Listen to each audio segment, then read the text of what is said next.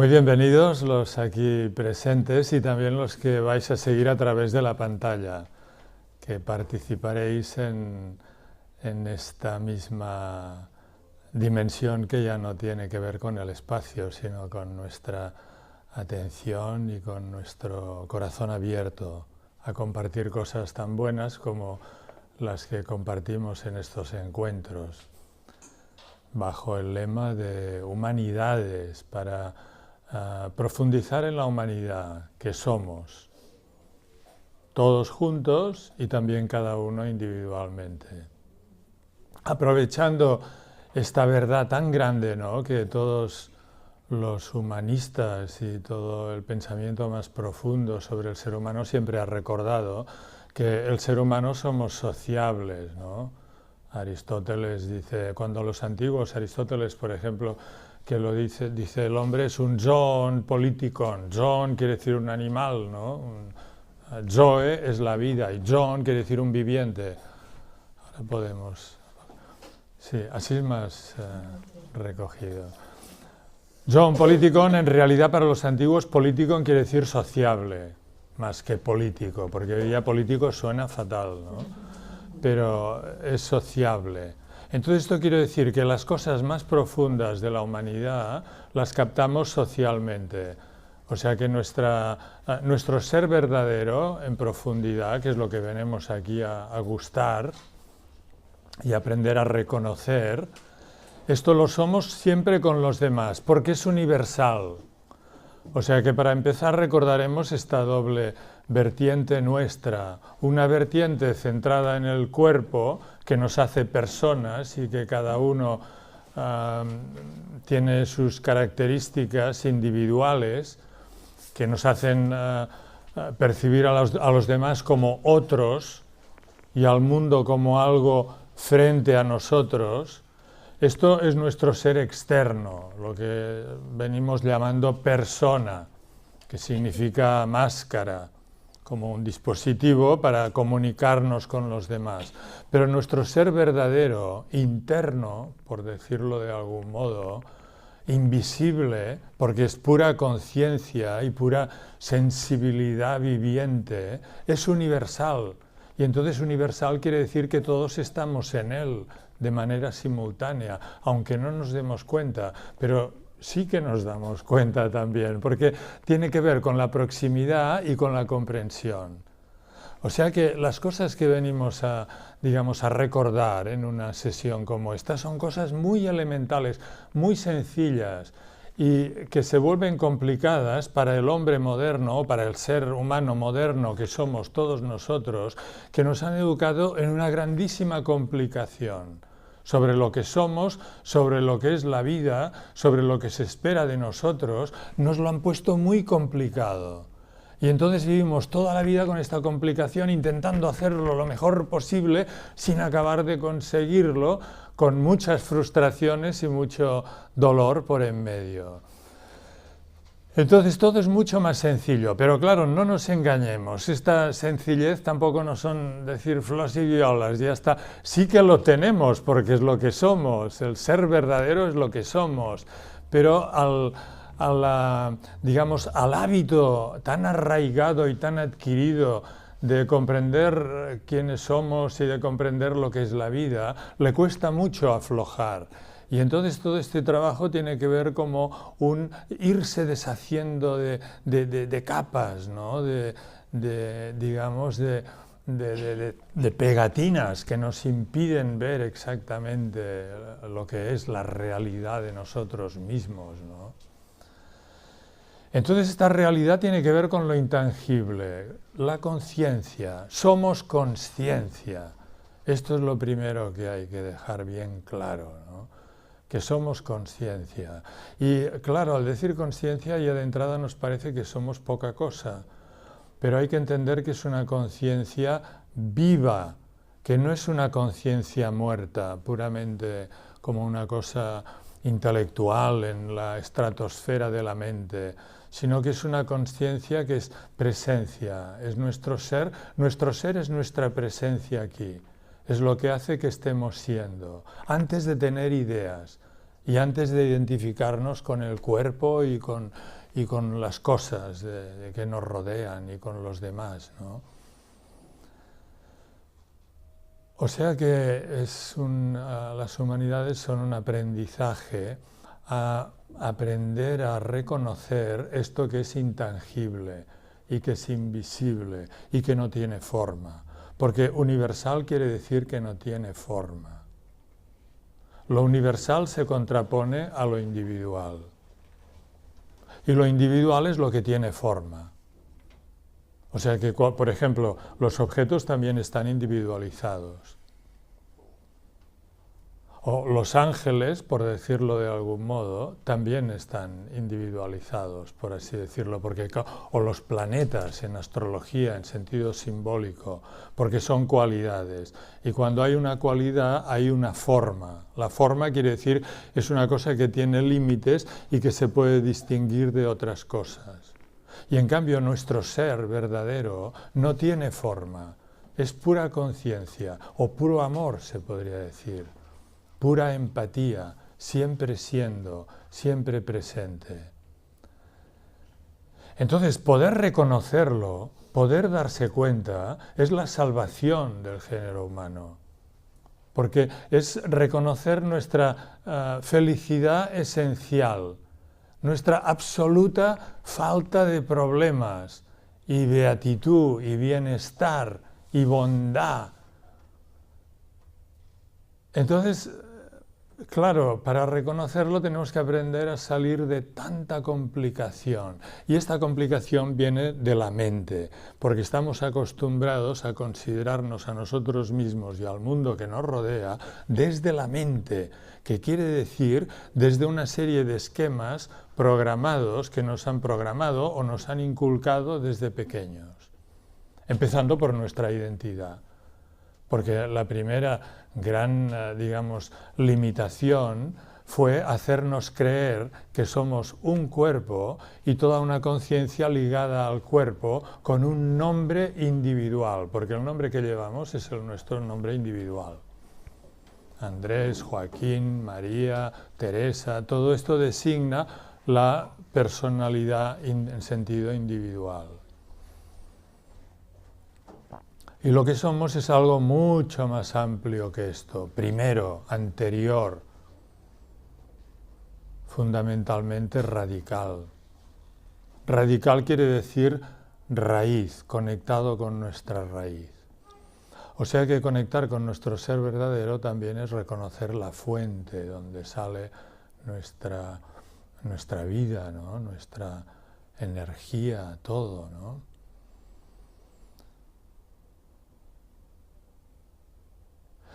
Entonces, en esto, misterioso, porque se podría decir también que, claro, al no tener forma y ser pura conciencia, es misterio. Y misterio viene de quedarse mudo, porque la palabra misterio es esta raíz mu, o la u griega, y, mu, que quiere decir, y un verbo que es myein, en griego, myein, que quiere decir quedarse mudo. O sea que lo del misterio tiene su miga, vale la pena comprender lo del misterio. Porque misterio es aquello que nos deja mudos. ¿Por qué nos deja mudos? Porque es que en realidad no se puede decir, sí que se puede ser, porque es lo que somos.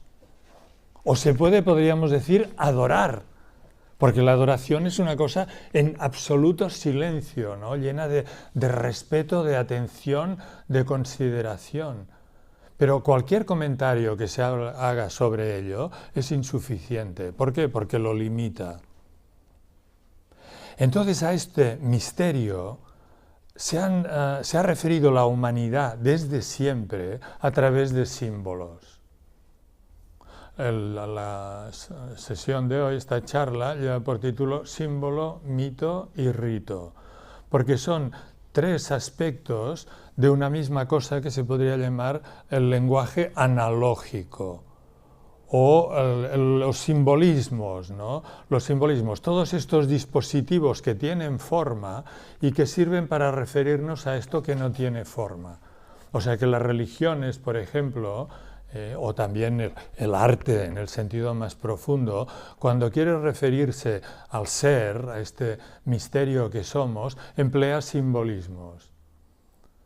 Por ejemplo, el fuego, al que nos hemos referido continuamente. Cuando decimos el ser humano es fuego, los antiguos al ser humano lo llaman en griego photos, ¿no?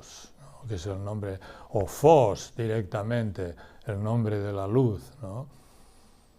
Y otros pueblos lo llaman estrellas, ¿no? O venidos de las estrellas. Siempre se hace referencia al fuego, porque el fuego tiene dos aspectos principales que son la claridad que simboliza nuestra conciencia, nuestra capacidad de comprensión, y el calor, que significa el amor, la calidez. Entonces esto es un símbolo. ¿Qué quiere decir un símbolo? Quiere decir que es un soporte que tiene forma, porque la llama tiene forma. Los tres aspectos del fuego, la llama, la brasa y la chispa, son los tres aspectos. Son formas, tienen forma. Pero claro, el ser humano, en este sentido que el fuego está simbolizando, no tenemos forma. Entonces es una forma que nos remite a una no forma. Algo que no tiene forma, pero que a través de este simbolismo nos podemos acercar a captarlo.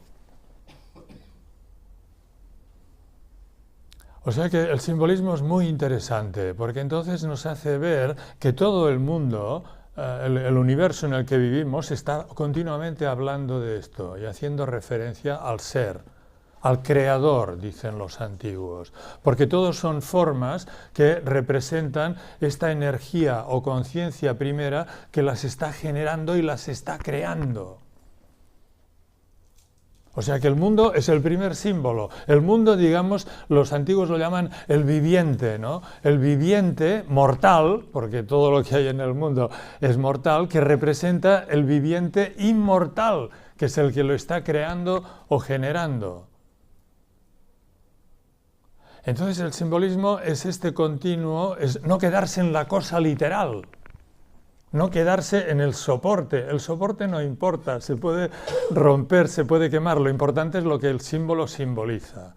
Y esto, por ejemplo, aplicado a la religión es magnífico, porque entonces nos abre las puertas de las religiones o en general de las tradiciones espirituales, porque el simbolismo es la clave para poder beneficiarse de ello y para poderlo aceptar. Porque entonces nos hace ver que todas aquellas formas, en realidad por ellas mismas no tienen ningún valor. Porque darles tanto valor, por ejemplo, al ir a misa, al cumplir literalmente los sacramentos y todo esto, es encariñarse mucho con la forma. Pero lo importante de aquellas formas no son ellas mismas, sino lo que están simbolizando. Entonces, si somos capaces de captar el símbolo, todo aquello es interesantísimo. ¿Por qué? Porque son diseños que son revelados, que le han venido al ser humano dados o en un momento dado, pues claro, es esto, ¿no? Es un símbolo, ¿no? Toda la historia, las historias de la Biblia. Si la Biblia, por ejemplo, es una historia sagrada, es porque es simbólica. Lo que la hace sagrada es su simbolismo. Y esto no quiere decir que no hubiera realmente un pueblo de Israel y unos profetas y Jesucristo que vino y que dijo todas aquellas cosas. Por supuesto, todo esto es histórico.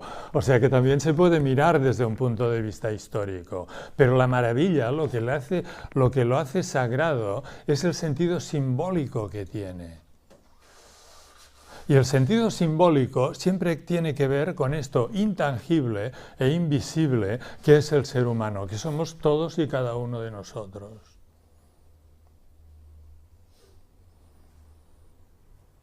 O sea que las ideas de nacimiento, por ejemplo, de un nacimiento prodigioso, de un niño divino que nace, ¿no? Y que luego muere en la cruz y que resucita, todo esto es nuestra historia. Es una historia sagrada porque es nuestra historia. Y uno puede decir, bueno, pero todo esto es muy complicado, yo no lo voy a entender todo. Es verdad, es complicado si uno pretende captarlo con la mente. Incluso con la mente es imposible captarlo, porque con la mente lo vemos a nivel, digamos, literal, como los niños, ¿no? Descriptivo.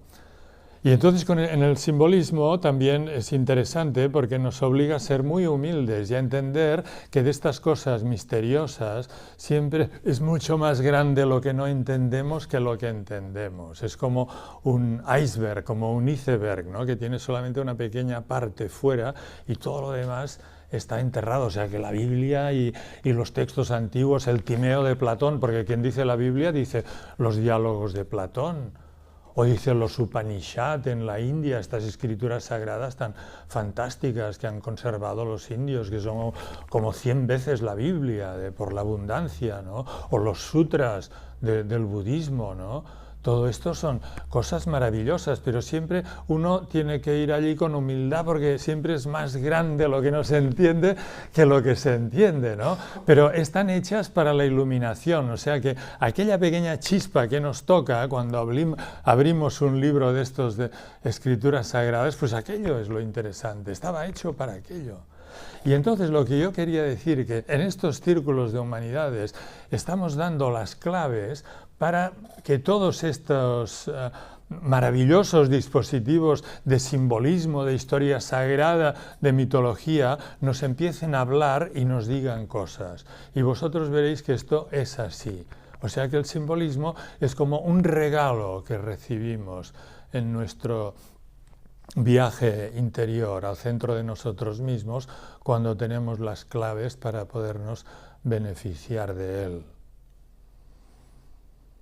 Otro gran, por ejemplo, para acercarnos a través de cosas ya conocidas, otro símbolo importante, hay símbolos de muchos tipos, muchos tipos, porque todo lo que tiene forma puede ser un simbolismo, o sea que todo lo que entra por los 5 sentidos es susceptible de simbolismo, ¿no? O sea, lo más típico, pues decir, pues es gráfico, ¿no? Ahora voy a trazar otra vez el círculo, que es el principal símbolo de la geometría. Entonces vamos a ver. ¿Veis? Ha salido bastante bien, porque siempre digo, el círculo se hace a partir del centro, o sea que el primer simbolismo importante es el centro. Estamos ahora en el simbolismo del espacio, el simbolismo espacial, que da lugar a la geometría. O sea que la geometría sagrada es un lenguaje espacial, de formas espaciales, que sirve para referirnos a nuestro ser interior, de nosotros y del mundo. Entonces, claro, no es con la mente que se puede captar, es sobre todo con el corazón, con la intuición directa, ¿no? Entendiendo que el símbolo es una forma muy burda para representar lo simbolizado. Porque decimos, este es el principal simbolismo para comprender el ser humano o para comprender el mundo. Un contenedor externo, circular quiere decir que lo abarca todo, que abarca el norte, el sur, el este, el oeste y todos los demás puntos. O por ejemplo en el tiempo, circular quiere decir que abarca todos los momentos de un ciclo, de un año, de una vida, de un día, porque el ciclo representa el tiempo. Entonces esto es la parte exterior de nosotros mismos, pero la parte interior, representada por el punto, quiere decir que es una parte que en cuanto al tiempo, por ejemplo, el punto es inmóvil. El punto no se mueve, o sea que frente a esta periferia que siempre rueda, el punto está quieto. O sea que el punto, pero claro, esta quietud del punto no es la quietud nuestra, verdadera. O sea que el punto está representando este estado de, por llamarlo de alguna manera, de quietud, de calma, de tranquilidad. Nos está diciendo, cuando nos miramos el círculo, por ejemplo, esto podría ser un rito. O sea, el rito es el trabajo con los símbolos. Es muy interesante. No solamente hay ritos religiosos, hay ritos filosóficos como este o geométricos. O sea que trazar el círculo en casa y mirarlo, si os fijáis, si es un momento de agitación o de estrés, etc., solo la visión del círculo a uno ya se empieza a poner calmo y tranquilizado. ¿Por qué? Porque el símbolo actúa. Porque es como una vibración que tiene forma, que está evocando algo que no tiene forma, pero que empieza a vibrar en la misma frecuencia. O sea que los símbolos se los llama eidolomotores. Eidolo quiere decir forma. Son formas que son motores, son dadoras de vida, por así decirlo, ¿no? Transformantes. Y entonces este centro, al mismo tiempo que representa la quietud, también representa lo que no tiene forma. Porque claro, convendréis conmigo que las formas están, al menos las formas más corrientes de los objetos en nuestro cuerpo, están en el espacio, ¿no? Y entonces este punto de todo lo que hay en el espacio es lo que no tiene dimensión. El punto no tiene dimensión espacial y por tanto es la mínima forma, se decía, o la no forma anterior a todas las formas, anterior a la recta, que es la segunda forma, ¿no? O sea que este es el simbolismo del mandala, al que nos hemos referido una y otra vez y que seguiremos seguramente refiriéndose. Mandala, que quiere decir almendra, o mandala, se dice hoy día, se puede sofisticar mucho porque luego a partir de aquí se puede desarrollar toda la geometría del espacio y hablar de todas las partes del ser humano, de todas las capas del mundo, los puntos cardinales, los 4 elementos, todo lo que se llama la cosmología. Pero no hace falta, porque estamos en lo más esencial, en lo primero, ¿no? Y entonces en esto primero, el mandala o mandala es un símbolo precioso, porque nos recuerda continuamente que hay este ser nuestro externo, que está en el espacio, con el cuerpo, y que vive en el tiempo, porque con el cuerpo vivimos en el tiempo, tenemos un transcurso limitado de vida, pero esto no es nuestro ser verdadero. Porque nuestro ser verdadero está más allá del espacio y más allá del tiempo. ¿Por qué? Porque es conciencia, aquí y ahora, siempre siendo, antes de nacer y después de morir, y siempre estamos en ella. Y somos por ella, porque es nuestro ser. Como se dice en la consagración de la misa, por él, o por ella, porque aquí no hay sexo, ¿no? Por él, con él y en él. Esto también es un símbolo de palabra. Porque, claro, y burdo, como todos los símbolos, aunque son palabras súper sagradas, desde luego. Pero claro, si decimos por él, bueno, ya estamos legitimando que estoy yo y está él, lo cual no es verdad, porque todo esto se trata de la unidad. Pero es una manera de decirlo, de aproximarnos por él. Es gracias a él, porque en nuestra persona separada, en nuestro ego, nos creemos que nosotros somos, no sé, propietarios de nuestra vida. No nos acordamos que nos está siendo dada continuamente. Entonces somos por él, es el ser que nos está dando la vida. Entonces esto, claro, ya despierta toda una serie de cosas, ¿no? De ponerse allí pues, de una determinada actitud, de entrada de agradecimiento, ¿no?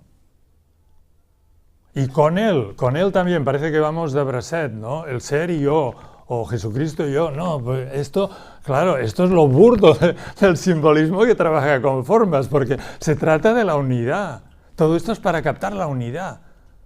La unidad sin separación, porque la conciencia es una.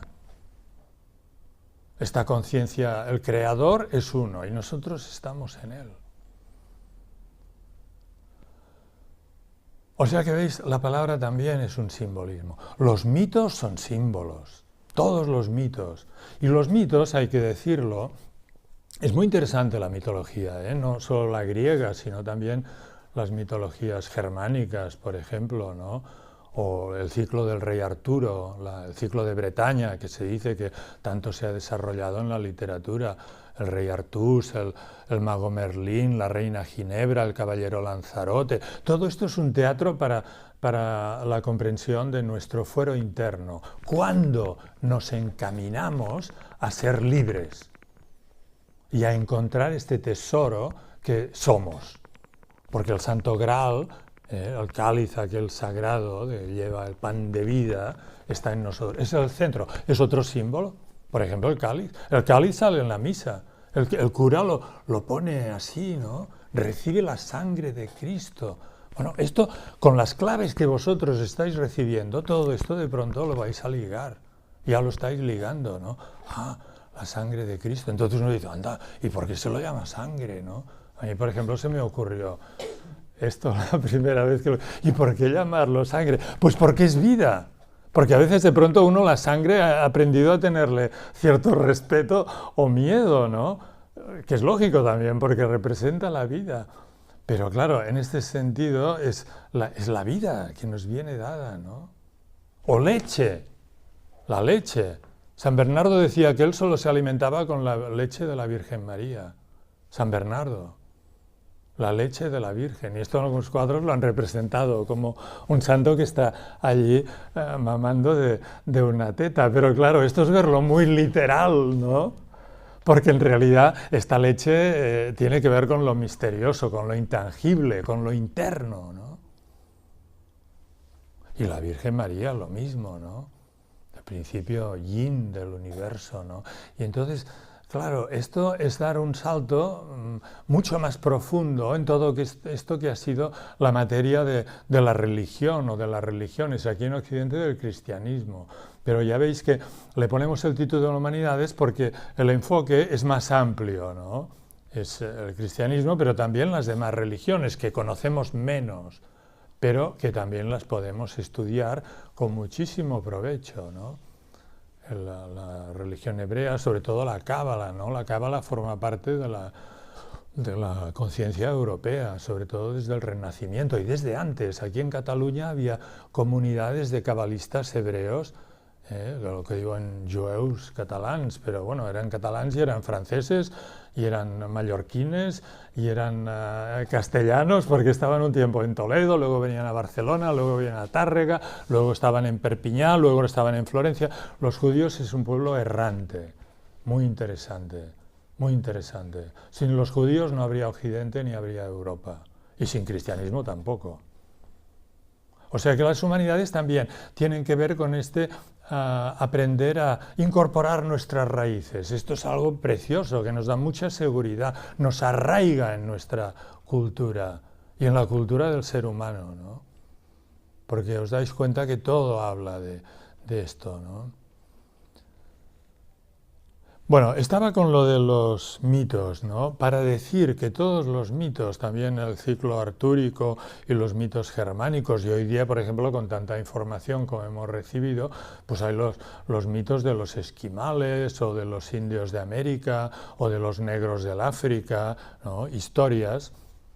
Muchas veces vienen en forma de cuentos y todo esto son restos de tradiciones iniciáticas, o sea, de tradiciones sagradas de la humanidad, antiquísimas, que están en esto que se llama prehistoria, que no es tal como lo explican en la tele y en los colegios. La prehistoria es otra cosa, muy distinta, muy distinta. Son formas de humanidad súper sofisticadas, ¿no? Pero sin escritura, seguramente, ¿no?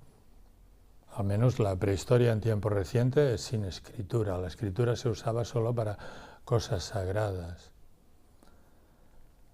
Y entonces estas tradiciones antiguas, sagradas, por ejemplo, todos los mitos griegos, cada ciudad tenía los suyos y los veneraba como una religión propia. Cada ciudad, las polis, las poleis, y también en la época romana, la tradición antigua, anterior al cristianismo, aquí en Occidente, era la tradición que se puede llamar política, o de los gentiles, decían los apóstoles, decían los gentiles, que es las gentes. Las gentes era la manera como estaba estructurada la sociedad antigua. Y entonces cada ciudad tenían su propia tradición, ¿no? Con nombres de dioses parecidos, ¿no? Que luego cuando se fue formando pues, una colectividad más grande, pues se fueron traduciendo las unas a los otros. Los romanos cuando vinieron a Hispania, por ejemplo, dijeron, Tarannis, y miraban y tal, y decían, bueno, este es Júpiter, ¿no? Y entonces se le cambiaba el nombre o se hacía un apaño, ¿no? Porque, claro, los simbolismos son maneras burdas de referirse a esto que no tiene forma y que es universal y que, por tanto, los distintos pueblos, de una u otra manera, lo han representado. Y el residuo que esto ha dejado son las mitologías, son los mitos, que son muy interesantes. mucho, de los cuales captamos solo una pequeña parte, pero a veces esta pequeña parte es tan sustanciosa y tan bonita que uno ya se siente pagado. Por ejemplo, el cuento de la Blancanieves, que lo sabe todo el mundo, ¿no? La Bella Durmiente, ¿no? La Bella Durmiente, que se refiere obviamente a nuestra alma, porque todo esto decimos que tiene que ver con un despertar, ¿no?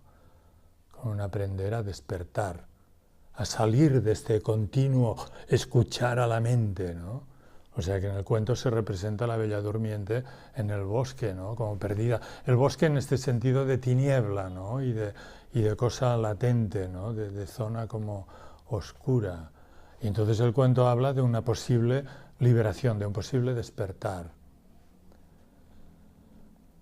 que se produce por el beso recibido en el corazón, ¿no? De un príncipe que despierta el alma dormida, ¿no? Los mitos dan que pensar, son muy bonitos. Pero es más que la belleza, ¿no? Bueno, la belleza ya es mucho, ¿no? Porque la belleza es un contacto directo con el ser.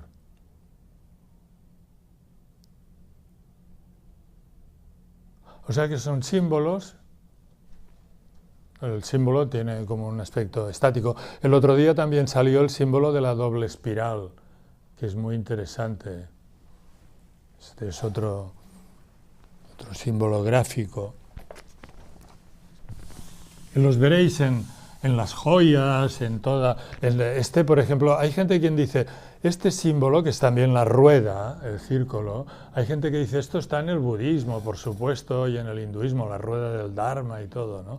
Pero en el cristianismo no está, y no es verdad, en el cristianismo también está, porque en las catedrales, en las iglesias románicas, ¿no? Están estos que se llaman ojos de buey. Entonces es muy interesante ver lo que hay allí puesto y lo que está dibujado, ¿no? O sea que al tener estas claves del simbolismo también esto a uno le abre la vida a la contemplación, ¿no? A ver lo interesantes que son los templos, ¿no? Los museos, etcétera. Todo esto alimenta nuestra alma y nuestros momentos de meditación, porque todo esto que hacemos aquí decimos esto continuamente, cuantas más veces mejor, ¿no? De conectar con la belleza, con el silencio, con la tranquilidad, ¿no? Y entonces ahora que ha salido esto, ¿no? Entonces, el rito, se puede decir que el rito es cuando actualizamos el símbolo. Cuando el símbolo se hace presente, entonces esto es el rito. Esto que hacemos aquí, por ejemplo, es un rito. Es un rito porque nos pone en contacto con el ser, con nosotros mismos. Esto es el rito. Todos los ritos religiosos o ceremonias en realidad son para esto. No los ritos civiles. Los ritos civiles no. Por esto los ritos civiles tienen esta cosa falsa, ¿no? Como engolada, ¿no? Una cosa como de rigidez. No digo que no tengan nada de simbolismo, pero no son como los símbolos religiosos, que tienen muchísima miga para el que está despierto y tiene las claves, ¿no? Entonces este de la doble espiral también es muy interesante porque nos desarrolla el círculo y nos dice que hay un movimiento ad extra, evolutivo, y otro, siempre salen algunas imperfecciones, pero da igual, forma parte de la vida. Está en las fíbulas prehistóricas, está en el capitel jónico. Está puesto de otra manera, ¿no? En el capitel jónico hay una voluta así, y entonces hay la otra así, y aquí ponen, bueno, aquí ya ponen varias cosas, aquí hay unas gotas, etcétera, pum, y aquí ponen esto así, y entonces aquí ya sale la columna. El doble movimiento del universo, ¿no? La doble espiral, que también es un símbolo que tiene mucha miga, porque podríamos decir, por ejemplo, la respiración tiene una fase expansiva y otra fase hacia adentro. No la hemos inventado nosotros, es así. El ritmo cardíaco, hay la diástole y la sístole, se pueden ver como de espirales, uno que va de dentro a fuera y otro que va de fuera a adentro, y siempre rodando. porque los movimientos de la naturaleza nunca son en línea recta. En la China, cuando estuvimos allí en Pekín, una de las primeras cosas era ver estos templetes que tienen con agua siempre, y los caminos para ir desde fuera al templo siempre hacen como curvas. Y dicen, es que los demonios van en línea recta. O sea que ir que la línea recta o el piñón fijo es una cosa que es del diablo, ¿no? O sea que lo divino, la manera como está diseñado el cosmos es siempre con curvas y con espirales, ¿no? Esto en el Tai Chi, que hemos practicado mucho y enseñado por aquí con Lisette, es aprender que toda la estructura interna del cuerpo se mueve por espirales. Incluso los puñetazos en el Kung Fu son rodando desde dentro, o sea, la energía rueda por dentro, no va directa, parece por fuera como que es directo, pero por dentro son espirales, ¿no? Y claro, y como digo, tiene mucha miga porque el símbolo pues a cada uno le va a sugerir, es un lenguaje universal el simbolismo. No es convencional, esto no lo ha inventado el ser humano, o el sentido que tiene no se lo damos nosotros, no se lo ha dado ningún sabio, lo tiene de por sí. ¿Por qué? Porque es la estructura interna de la naturaleza, es la estructura interna del mundo. Y entonces aparecen en Oriente, en Occidente, en la prehistoria, en la modernidad, siempre sugiriendo lo mismo. Y entonces esta doble espiral, por ejemplo, se puede ver como, bueno, en primer lugar, si el mundo se lo comparamos como los pitagóricos y todos, o los egipcios, como un huevo o como una esfera, pues el movimiento de las dos cáscaras o los dos polos de la esfera. Y también se puede ver como el doble movimiento del cielo. Porque otra cosa que hay que decir que el simbolismo principal, que es este simbolismo del círculo, en la tridimensión es la esfera. O sea que el círculo siempre hay que equipararlo a la esfera. Volumétrico, ¿no? Si lo hacemos volumétrico. Y entonces en esta forma esférica del mundo, los antiguos siempre nos invitan a ver el mundo como una esfera, ¿no? Hay que entender que somos el centro de la esfera. Y que esta esfera es un simbolismo también, porque nadie ha ido ni nadie puede ir a ver los límites del espacio sideral, ¿no? Pero tiene límites, o sea, el simbolismo es correcto porque el mundo es finito. ¿Por qué es finito? Porque tiene forma, no es infinito. Es finito porque tiene forma. ¿Cuál es la limitación del mundo? El espacio mismo y el tiempo. O sea que el cosmos es limitado por el hecho de ser espacial.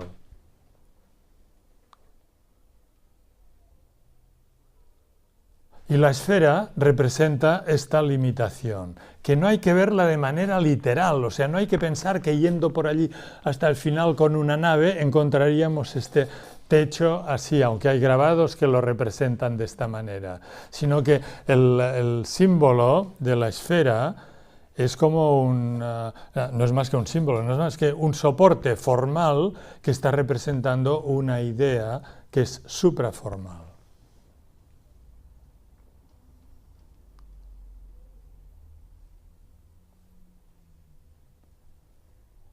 O sea, los símbolos, los mitos y los ritos, que son el lenguaje de las tradiciones espirituales de la humanidad, cada una dándole su estilo, ¿no?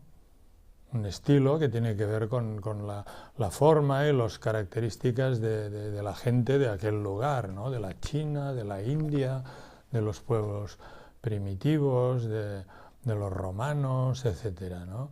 Pero en esencia el simbolismo es el mismo porque, por ejemplo, en la conseja, en lo que son los cuentos de niños, es muy fácil de constatar que es universal, o sea que los esquimales explican los mismos cuentos, salen lo mismo, la Cenicienta, el castillo de las tres murallas, el dragón que guarda el tesoro, etcétera, y también los cuentos rusos y los cuentos chinos, etcétera, o sea que hay una misma pauta detrás de todas las tradiciones sagradas y enseñanzas tradicionales de la humanidad. Y yo creo que esto es lo que significa cuando los antiguos dicen que los sabios y los antiguos comprendían el lenguaje de los pájaros y que este conocimiento tiene que ver con saber entender el lenguaje de los pájaros. Pues el simbolismo, se podría decir, es el lenguaje de los pájaros, porque es el lenguaje de la naturaleza.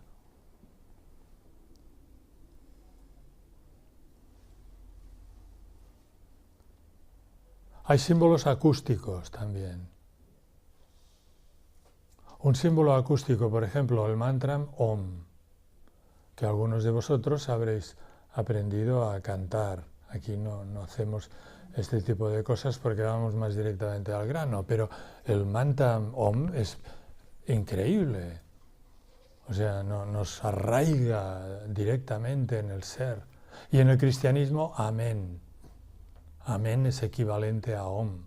Estos son símbolos acústicos, vibracionales. O sea que es una vibración, claro, que no es la cosa misma, porque la conciencia está más allá del oído y de la vibración y de los sentidos y de todo, pero sí que nos lleva allí. Y también todo lo que son las canciones sagradas, ¿no? Y cánticos e himnos y todo. A mí me ha gustado mucho aprender a cantar himnos homéricos, ¿no? Y esto lo podéis encontrar en el YouTube, en nuestro blog, ¿no? O sea que cualquier fragmento de enseñanzas sagradas tradicionales que tomemos en mano está con el lenguaje del simbolismo.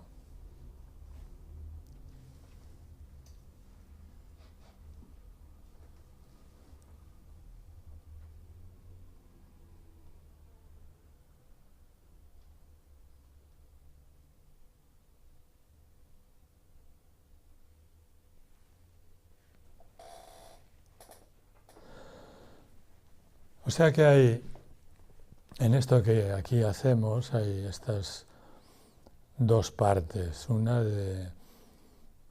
que nos ayuda a comprender, ¿no? Ampliación de la mente, viendo otra visión de la historia de la humanidad más bonita, más amplia, ¿no? Que nos permite dar un paso de gigante por encima de lo que son los conocimientos convencionales que lo ven de una manera insuficiente, ¿no?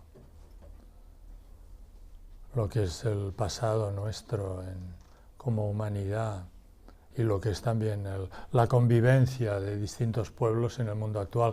El mundo actual es, por ejemplo, un gran momento para las humanidades, porque estamos en la víspera de comprender que la humanidad, con todas nuestras diferencias, somos una misma familia. Porque, por ejemplo, en la materia de tradiciones sagradas, todas conectadas con el simbolismo. O sea que aquello de pelearse unas religiones contra otras y todo esto ya pertenece al pasado. Tampoco quiere decir que se puedan mezclar, porque no se pueden mezclar.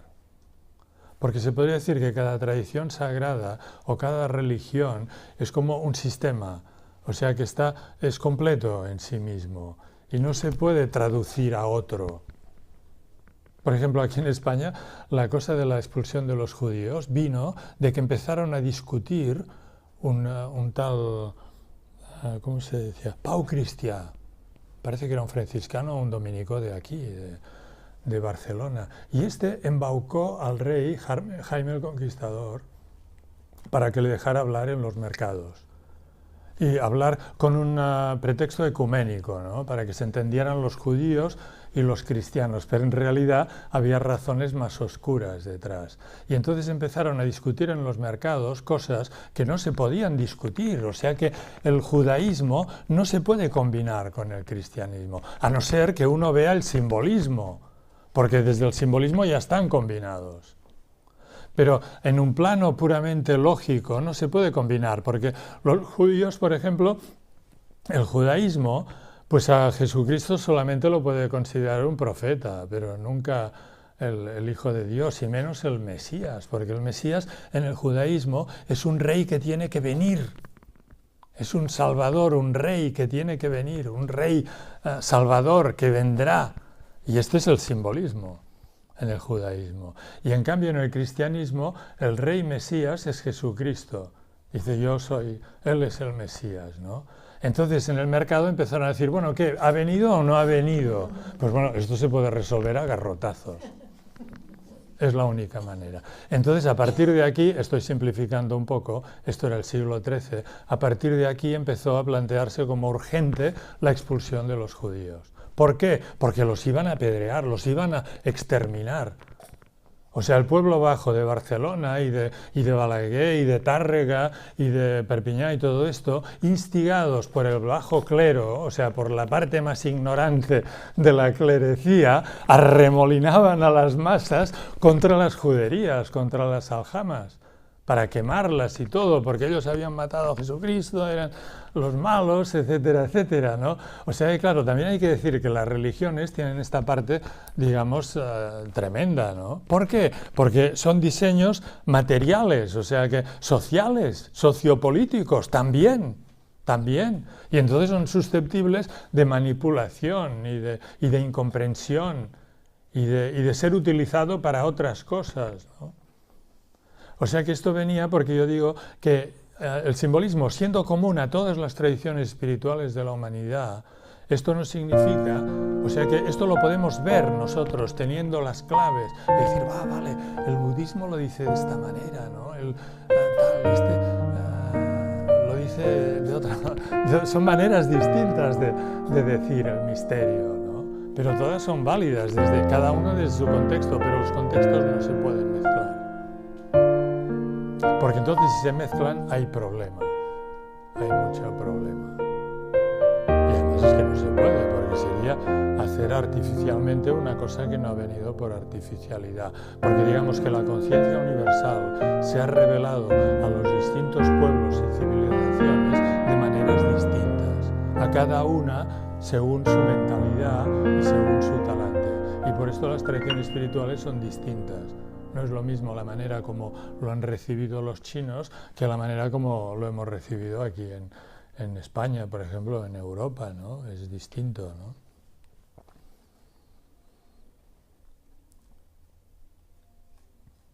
Entonces esto también, ya que hablamos hoy de este tema tan importante, las tradiciones sagradas de la humanidad, porque las tradiciones sagradas han sido la primera política de los pueblos, han sido los primeros factores de cohesión. Europa, por ejemplo, comprender Europa es comprender estos mil años donde la cristiandad estructuró toda una civilización. Esto de una manera rápida lo podemos entender viendo qué hay en la cristiandad, por ejemplo, qué hay en el centro urbanístico de cada comunidad. Hay una iglesia. Desde aquí a Sarajevo y hasta los países nórdicos y toda América, ¿no? Hay una iglesia con sus campanas, etcétera, etcétera. En los bautizos, ¿qué hacen, no? En los matrimonios, ¿qué hacen? Etcétera. O sea que la religión es la que da como una pauta estructurante a toda. Y mejor decir tradición espiritual que no religión, porque la religión tiene un sentido más específico, ¿no? El hinduismo, por ejemplo, y el budismo no son religiones en sentido propio, pero sí que son tradiciones espirituales. Entonces, la humanidad está organizada en base a estas tradiciones espirituales que han dado lugar a civilizaciones. Y hoy día es un momento muy complicado del mundo, porque todo esto que estaba diseñado para vivir aisladas, unas tradiciones de otras, hoy día se están mezclando por lo de las migraciones, y esto crea problemas enormes, enormes. ¿Por qué? Porque no se puede mezclar. Los musulmanes están trayendo muchísimo, o sea, no hay que caer en el punto de vista racista, porque es que todos somos hijos de Dios, todos somos seres humanos y todos llevamos el mismo tesoro dentro y todas las tradiciones son súper respetables, ¿no? Pero lo que no se puede hacer es mezclar indiscriminadamente, porque entonces hay grandes problemas.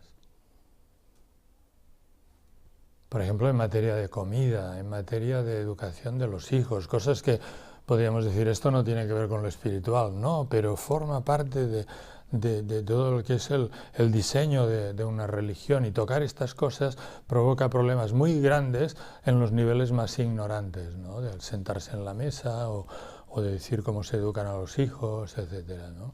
Entonces, hoy día vivimos un momento de globalización que conlleva toda una serie de solapamientos y choques y conflictos en este sentido.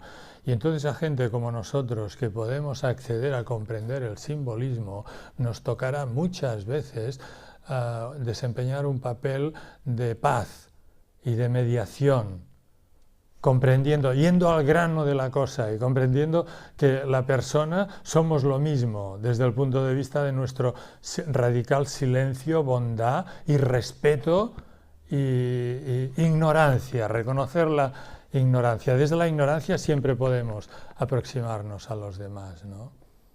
Y en cambio no podemos ponernos en el plano de discutir con otros, ¿no? O sea que la globalización actual en la humanidad tiene un sentido profundo, muy importante, que conlleva choques, conlleva problemas, conlleva también guerra y todo esto. Pero todo esto viene para que hagamos un cambio de conciencia muy grande. Nos lo está facilitando. Y entonces este cambio de conciencia supone, precisamente, aprender a transitar desde la persona que somos, cada uno con su forma, con su idiosincrasia, con su sistema de ideas y opiniones y gustos, etcétera, a la dimensión profunda, que es universal y que no tiene forma. Y esto es lo primero de las humanidades, aprender ese tránsito de la persona a la presencia consciente, del ser condicionado que somos al ser verdadero. Y es para esto, sobre todo, que nos reunimos aquí. O sea que hay toda esta parte que acabo de decir de ampliación de conocimientos y de ligar cabos, pero luego la más importante es esta de aprender a gustar el ser aquí y ahora, en el presente, porque esto solamente lo podemos hacer en el ahora. O sea que se podría decir que en un círculo de humanidades aprendemos continuamente a quitar, bueno, usando la espiral, ¿no?, de la periferia al centro.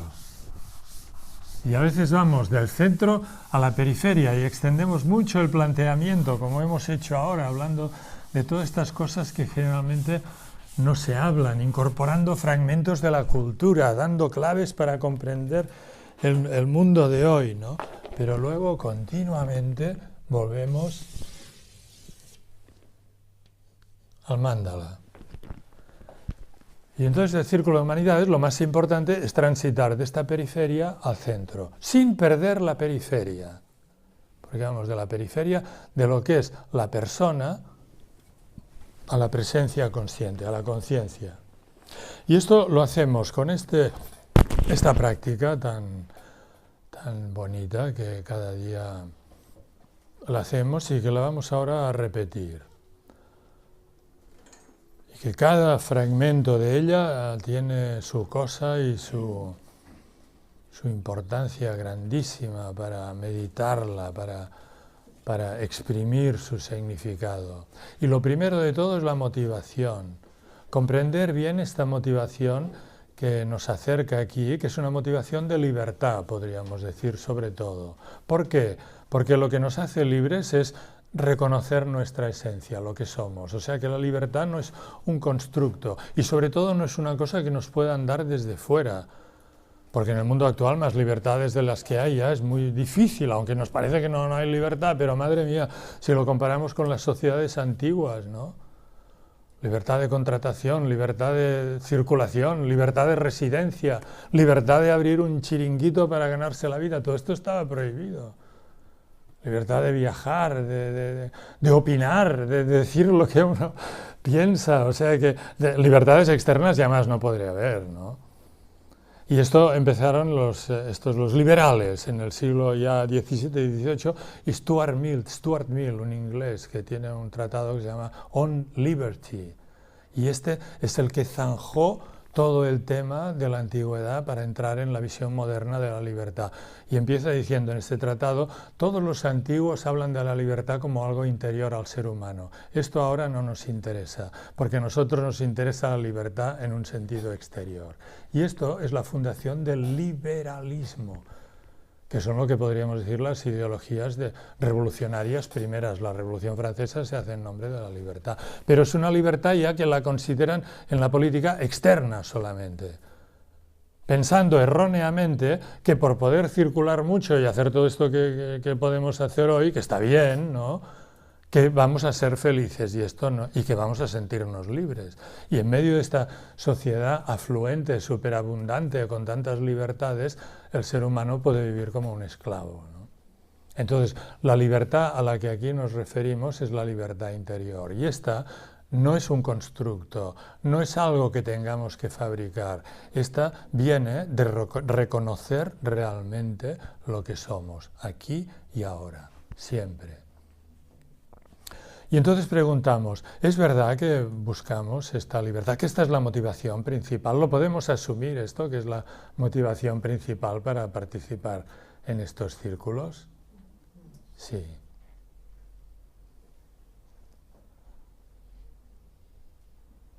Y entonces a partir de aquí formulamos, o sea, el deseo de participar, de entrar, ¿no? Y decimos, pues desarrollamos más la motivación. Decimos, yo quiero ser libre porque pues estoy contento de mi vida y de todos los esfuerzos hechos y de muchas cosas conseguidas y de grandes destellos de belleza y de bondad y de abundancia y de cosa buena que la vida me aporta a mí y a los demás y todo. Pero intuyo que ahora, en el momento de mi vida, vivir como persona para mí es insuficiente, que hay algo más que esto, y es algo más, esto más profundo, esta profundidad que intuyo en mí, que me lleva a pedir la entrada aquí en el Círculo de Humanidades. ¿Puedo entrar? Y entonces, oyendo esta motivación, decimos, adelante, pasa aquí al Círculo de Humanidades. Y esto nos lleva aquí. Pero para entrar, deja antes la mente con los zapatos allí en la puerta, al entrar a un espacio sagrado. Sagrado, ya hemos dicho, que tiene que ver con lo que está más allá del espacio y del tiempo. O sea que lo que hace sagrado este espacio, Círculo de Humanidades, es este reconocimiento que hacemos de lo que está más allá del espacio y del tiempo, que es nuestro ser. Esto es lo sagrado. Y entonces decimos, pues entra y deja la mente fuera.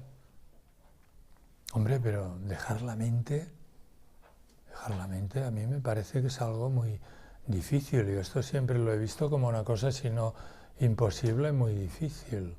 No, mira, es muy fácil. Lo vamos a hacer ahora. ¿Qué significa dejar la mente? Significa que a partir de ahora, para este rato de este ejercicio, todo lo que son referencias a nuestro pasado no importa. No vamos a decir nada de nuestro pasado, ni vamos a referirnos a él.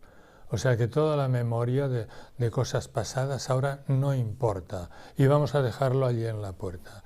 Y esto es fácil, se puede hacer. Y es una cosa que nadie nos invita a hacer, nunca nadie nos dice que hagamos esto.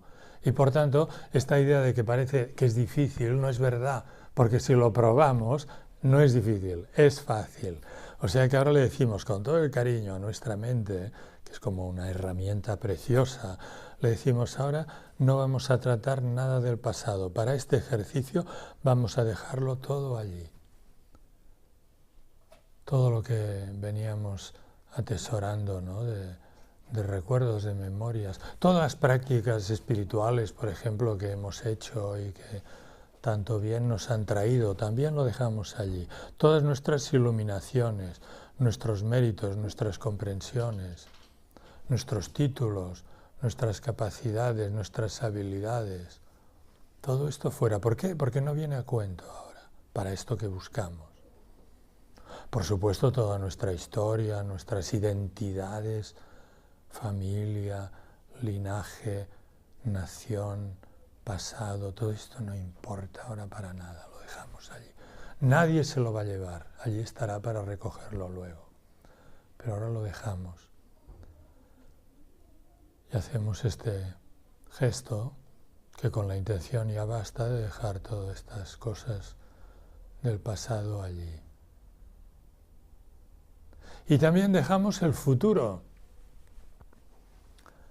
que está hecho pues de proyecciones, de pensamientos, también de cosas que están en la mente, porque nunca nadie ha estado en el futuro. Y lo que llamamos futuro está hecho de cosas que deseamos, que pensamos que vendrán, que deseamos que vengan, o que deseamos que no vengan, porque también allí están todos los temores. Ay, ay, ay, que si me voy a pasar esto, si puede pasar lo otro, a mí, todo esto ahora fuera, el futuro no importa, o sea que dejamos también, haciendo esta gran limpieza, todo lo que son ideas de futuro, las dejamos fuera. Con los zapatos allí, ni sin pasado y sin futuro. Esta es la primera gran parte de la mente, pasado y futuro fuera, con los zapatos. Y luego también dejamos el presente, entendiendo que el presente es todo lo importante que nos ocupa en este momento en la vida, cosas de trabajo, de familia, cosas que hay que tener en cuenta, nuestra agenda virtual, todo lo que tenemos allí apuntado y grabado, todo esto fuera, dejamos toda esta memoria de cosas importantes en el presente y sobre todo dejamos la idea que tenemos de nosotros mismos, de lo que somos, la idea de lo que somos y la idea de lo que es el mundo y de lo que es la vida. Dejamos esto para el ejercicio. Nadie se lo va a llevar, allí estará para recogerlo si alguien lo quiere recoger. Pero ahora para el ejercicio de la libertad lo dejamos allí. Ninguna idea sobre lo que yo soy. Dejamos todos los saberes, todo lo que yo sé, todos los conocimientos, incluso los conocimientos más bonitos, como todos estos que hemos dicho ahora, fuera, todo esto fuera, no importa para nada, ningún simbolismo, ninguna historia. Fuera, todo fuera, fuera, fuera. Y no vamos a usar la imaginación para nada. Ni imágenes. O sea que ahora para este ejercicio dejamos también la imaginación. Solo la atención. Atención a lo que hay, a lo que queda, vaciando todos estos contenidos de la mente. Y seguimos estando vivos, nuestro cuerpo sigue aquí vivo, con los 5 sentidos perfectamente funcionando.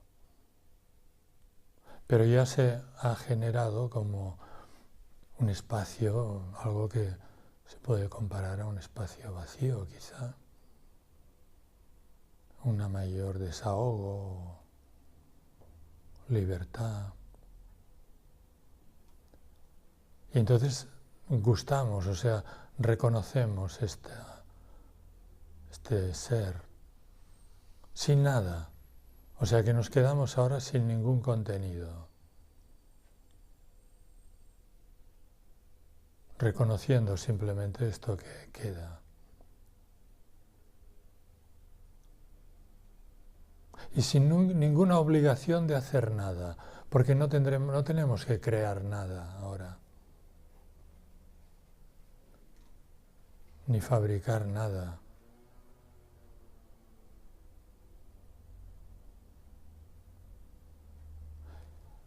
Y al sentir ya pues esta mayor amplitud o tranquilidad, nuestra mente pues seguramente dice, vale, muy bien, ¿y ahora qué más? Porque la mente siempre quiere otra cosa. Es una de las características principales. Y entonces le decimos a la mente, no, ahora nada más. Ahora no esperamos nada. Y nos quedamos aquí sin esperar,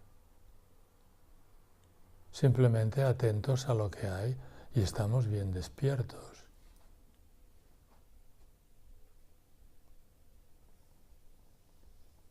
Sin ninguna obligación y sin tensión, porque esto que nos interesa descubrir, ya lo estamos descubriendo, es sin esfuerzo, porque ya es por sí mismo, ya lo somos, no es algo que tenga que venir. O sea que en este momento no se espera nada de nosotros. Esto es un grandísimo desahogo.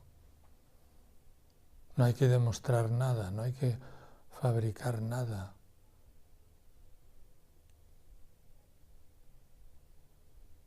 Y nos centramos un momento en esta gran libertad que de pronto aparece, en esto que podemos llamar el ser, el hecho de ser, el estar siendo,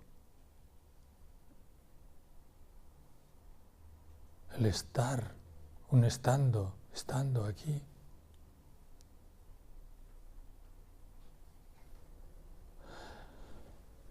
Y entonces aquí vienen una serie de preguntas que hay que recibirlas, digamos, en el corazón, en este espacio de vacuidad, no en la mente, no son para atraer a la mente, sino que son como formas de resonancia para ayudarnos a gustar este ser que estamos reconociendo, atento en el presente.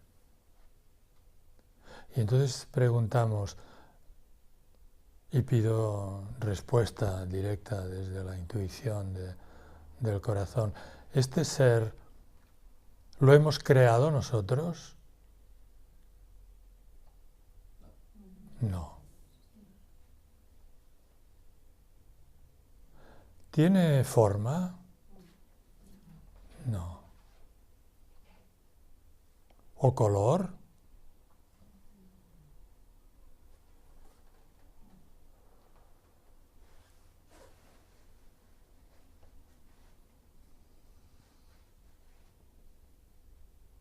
¿Está en algún sitio? O sea, más bien hacia la tierra, los pies, o suspendido en el aire, o más a la izquierda o a la derecha. No. ¿Es propiedad de alguien? ¿O pertenece a alguna secta o iglesia o filosofía? No.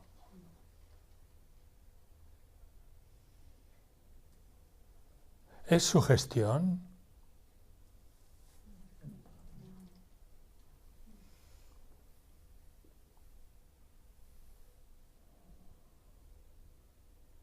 ¿Tiene algún límite? O sea, que hay alguna zona donde ya deje de ser y sea como una frontera a partir de donde ya no está. No tiene límite. ¿Tiene algún tipo de problema? ¿O está a favor o en contra de alguien o de algo?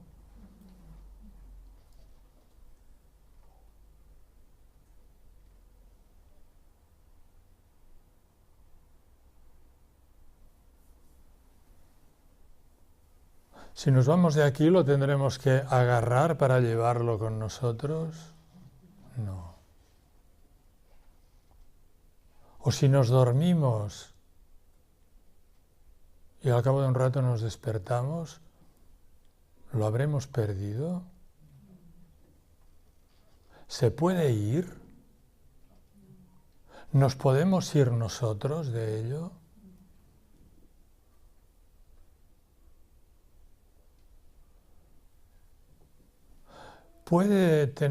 ¿Tiene algún proyecto entre manos o algo que... No.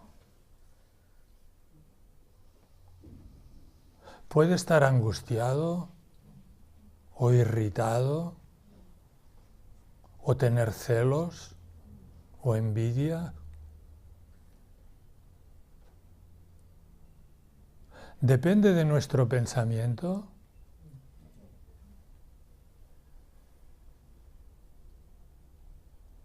¿puede manipular o ser manipulado?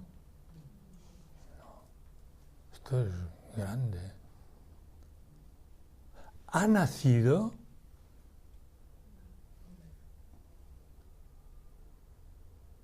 ¿Puede morir? No ha nacido, no puede morir. ¿Puede enfermar?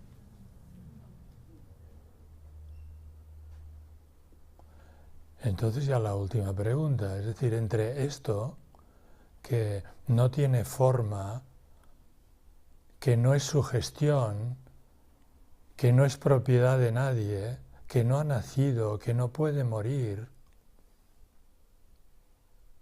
entre esto y nosotros, cada uno de nosotros, ¿qué distancia hay? ¿A qué distancia está?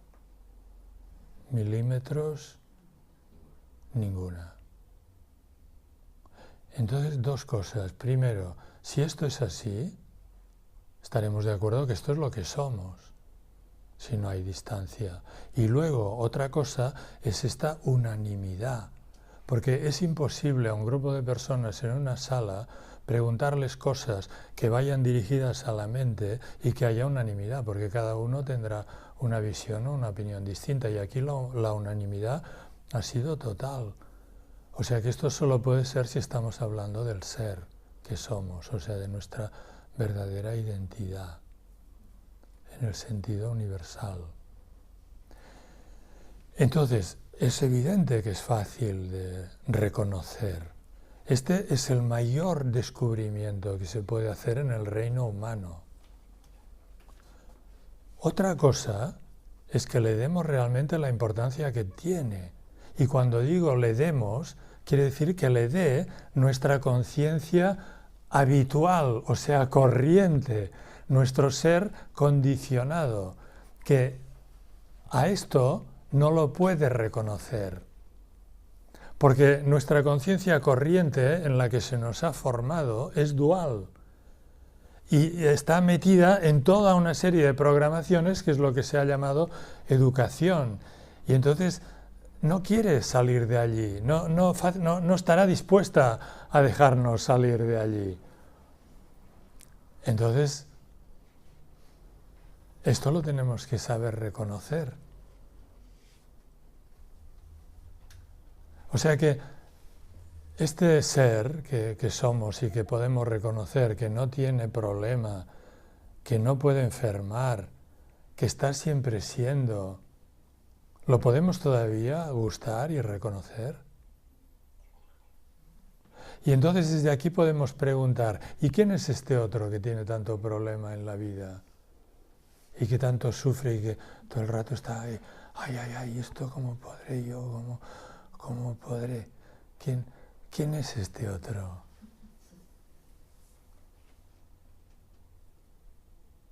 Entonces lo que estamos aprendiendo es a transitar del ser a la persona y de la persona al ser, y sobre todo reconocer que la persona sin el ser no es nada, como el círculo sin el centro. Entonces, ¿cuál es la manera? La manera es aprender, darle la importancia que tiene. ¿Cómo? Gustándolo, impregnándonos, dejando que sea en nosotros. Por poco que le abramos nuestro corazón, como estamos haciendo ahora, dedicándole esta atención, esta atenta mirada abierta, por poco que lo hagamos, se hace en nosotros. Y entonces recibimos la ayuda de la gracia, esto que los antiguos llaman la gracia divina, este licor de inmortalidad que los antiguos llaman Amrita, licor de inmortalidad, lluvia divina, leche de la Virgen, sangre de Cristo, que nos invade, nos alimenta y nos penetra.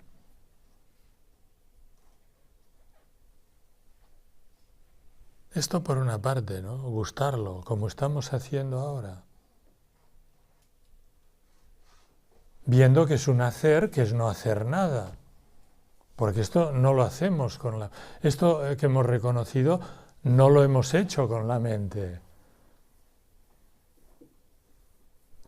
La mente es parte de ello, es una parte pequeña. Y poco a poco nuestra mente y nuestra personalidad se van a ir poniendo en su sitio. O sea, en el rango que les corresponde. Y tenemos que saber que en la medida en que somos capaces de gustar nuestro ser y reconocerlo, la mente va a reaccionar de distintas maneras para intentar retenernos en su imperio, en su reino, porque hasta ahora le hemos hecho muchísimo caso. Y está acostumbrada a que le compremos todos los productos que viene a vender. Bueno, ahora ya debe ser hora, ahora ya nos tenemos que ir, ahora hay que... tal.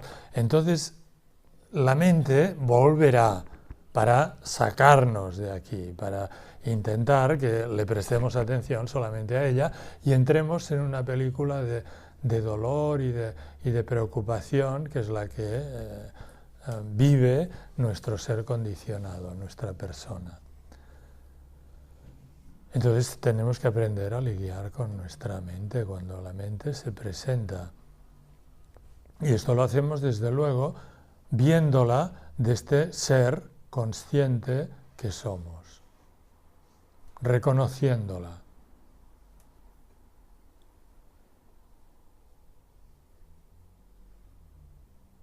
Y reconociéndonos a nosotros haciéndole caso. Y entonces esta es toda la parte de las humanidades que es la autoindagación, que es ir reconociendo todas las cosas que nos sacan de quicio, nunca mejor dicho, todas las cosas que nos quitan el oremus, que nos hacen perder el oremus.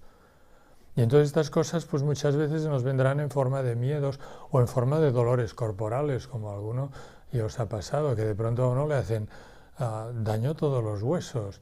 Y esto, aunque parezca mentira, son reacciones, ¿no?, de la mente, ¿no? El imperio contraataca porque quiere que le prestemos atención, ¿no? Quiere mantener su poder, ¿no? Pero qué grande poder reconocer el ser, ¿no?, lo que nosotros somos en verdad.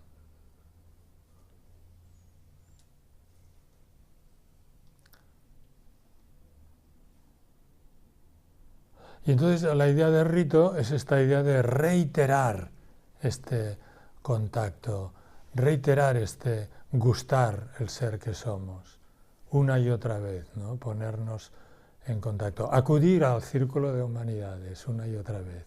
Y entonces cada uno también ir encontrando la manera de hacerlo también en casa, ¿no? Vaciarse, trazar el círculo o escuchar pues una música que... La música también es un símbolo. Hay músicas y músicas. Hay músicas que aceleran y nos ponen mal y nos ponen en el cuerpo de dolor, pero también hay músicas que nos abren el corazón.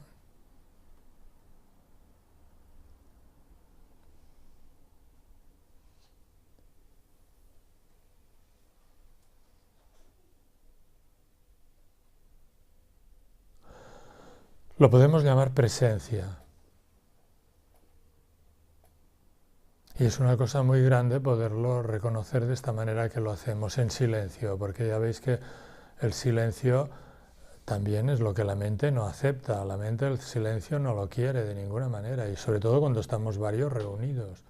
Y cuando hay un momento de silencio, enseguida hay que taparlo con cualquier tontería, ¿no? Hay que taparlo. Entonces, claro, un grupo de personas que es capaz de guardar este silencio, que además es doloroso este silencio de ahora, no.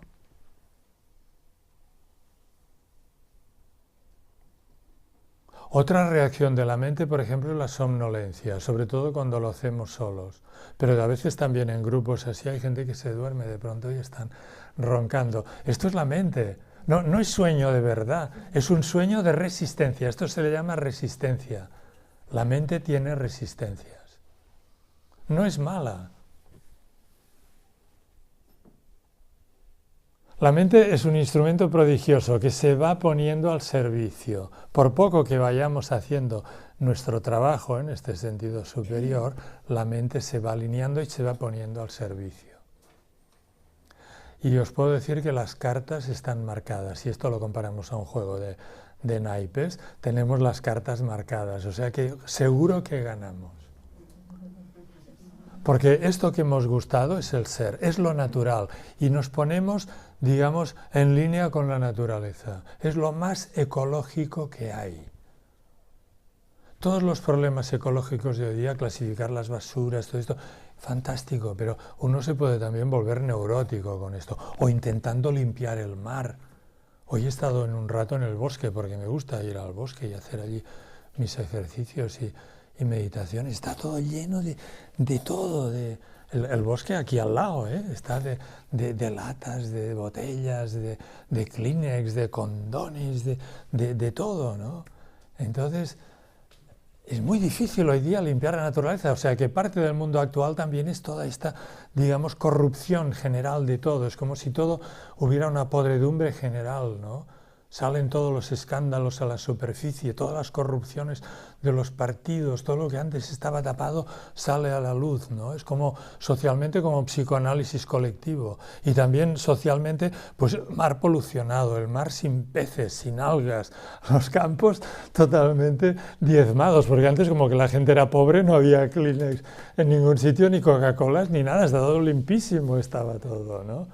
O sea que esto para decir que la ecología en este nivel natural, material, es muy difícil de poderlo realmente resolver en este nivel. Hay que hacer, pues claro, todo lo que uno pueda, no tirar papeles, limpiar, llevarse uno, todo esto, claro, muy bien, ¿no? Pero digamos que la ecología de verdad es esto que estamos haciendo aquí, porque esto es ir a la fuente y conectar, y esto con lo que conectamos, porque se ha ido esto que hemos podido gustar. Bueno, pues esto es lo natural. Lo natural es reconocerlo, es estar despierto en ello. O sea que es un percatarse, un darse cuenta, un adunarsan. No implica ninguna práctica, no es un constructivismo. No es una técnica, ya veis por esto que aquí no hacemos técnicas de meditación, pues las técnicas también son muy bonitas, pues en el budismo poner estos dedos aquí y esto en el regazo, y entonces la columna derecha, pero esto también puede despistar mucho, porque uno se puede quedar, como se quedan muchísimos, por no decir la mayoría, con el tema de la alineación de la columna, de las manos bien puestas, de los sobacos, así, y lo mismo con la religión, o sea, cada domingo a la misa, cada esto, tal. Cuando yo era pequeño eran unas normativas que eran casi imposibles, yo me estaba confesando continuamente, porque todo lo que hacías era casi pecado. Si te comías las pieles o las uñas ya no podías ir a comulgar porque habías ido a comer y corriendo con mi madre a buscar un confesor. Entonces, claro, el problema de las religiones es que sin darse cuenta caen en la superstición. Y la superstición es poner arriba lo que tiene que estar abajo y lo que está abajo ponerlo arriba.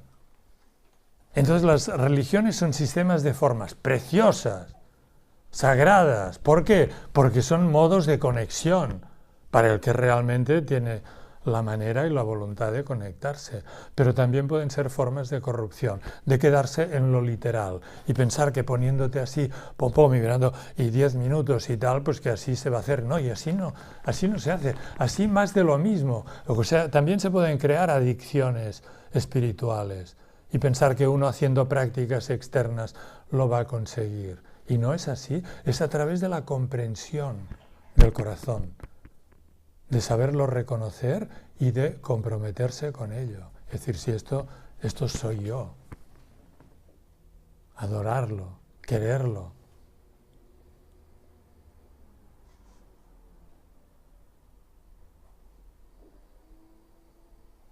¿Estamos?